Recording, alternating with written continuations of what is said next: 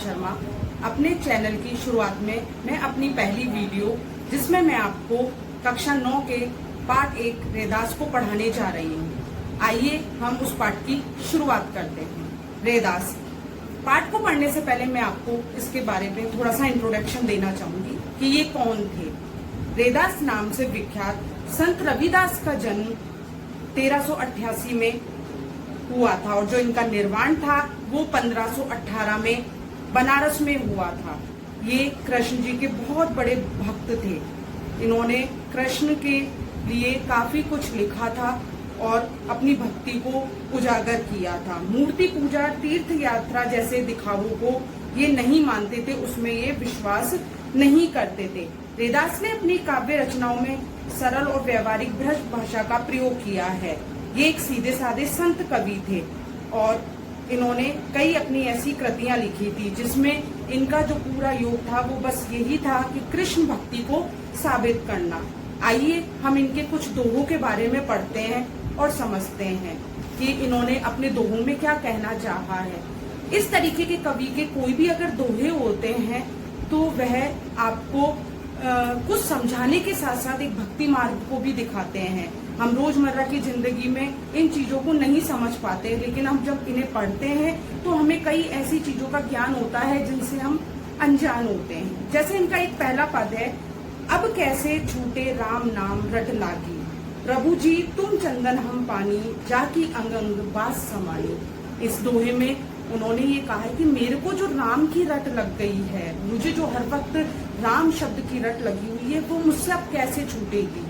और वह इस राम रट में अपने प्रभु की जो तारीफ करते हैं और जो तुलना करते हैं उसको उजागर किया गया है कि प्रभु जी तुम चंदन हम पानी। कि उन्होंने ईश्वर को चंदन और स्वयं को पानी बताया है कि जिसके अंग अंग में बास समानी है, मीन्स बास बदबू भरी हुई है, और आप चंदन जिसमें खुशबू पर्याप्त मात्रा में है। प्रभु जी तुम घन हम मोरा, जैसे चितवत चंद चकोरा। कि हे प्रभु आप वह बादल हैं और मैं वो मोर हूँ जो आपके बरसने पर खुश होता हूँ और नृत्य करता हूँ। जिस प्रकार चकोर चांद को देखता रहता है एक टक उसके प्रेम में, उसी प्रकार मैं हर वक्त आपकी भक्ति में लीन रहता हूँ। प्रभु जी तुम दीपक हम बाती, जाकी ज्योति बरे दिन राती। हे प्रभु जी आप दीपक और हम वो बाती है जो जलती है, पर आपकी रोशनी दिन प्रतिदिन बढ़ती जाती है और चारों ओर उजाला करती है। प्रभु जी तुम मोती हम धागा, जैसे सोनही मिलत सुहागा।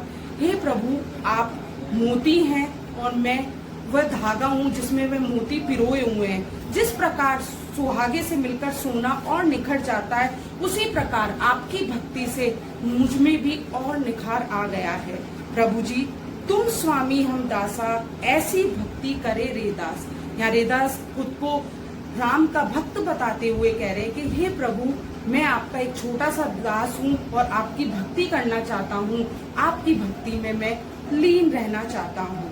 इस प्रकार इस वाले दोहे में रेदास जी ने ईश्वर का अपने आप से एक मनुष्य से तुलना करते हुए कहा है कि ईश्वर किस प्रकार श्रेष्ठ है, लेकिन अगर मनुष्य ईश्वर भक्ति में लीन होता है तो वह भी वह श्रेष्ठता पा सकता है अपने प्रभु की अनुकंपा से।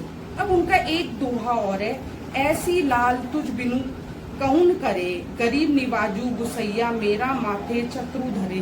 कि इस तरीके की लाज जो है वो एक भक्त की आपके अलावा कौन रख सकता है। एक आप ही हैं प्रभु जो एक गरीब के सर पर छत्र धारण करवा सकते हैं।